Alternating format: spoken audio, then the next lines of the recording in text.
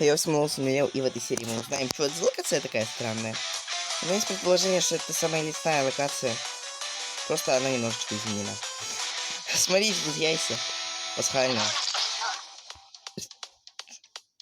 Ну, для опровержения моей теории можно будет найти нормальную лесную локацию.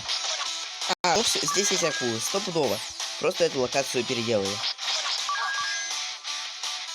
И все гоблины здесь превратились в яйца. Ну, разве что так. Чего я комнат не делаю, собственно? В общем, это та самая лесная локация. Но мне интересно, коснулось ли все это босса. Лично, по-моему, очень прикольно все это выглядит.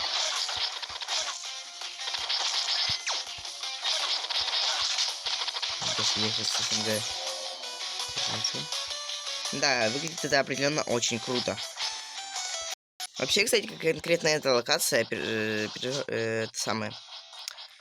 конкретно эта локация переживает самые большие изменения при обновлении. Когда было новогоднее обновление, например, там прям вместо этих кабанов были олени.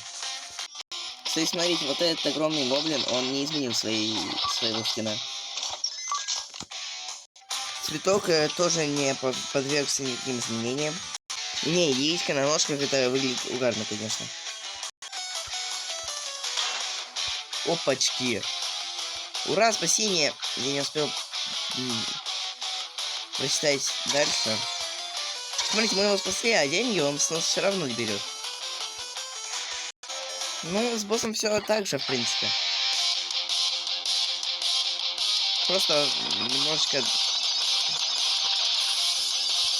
немножечко другая локация здесь. Вполне возможно, что изменением подвергся пасхальный кролик. Но я не хочу сейчас это проверять.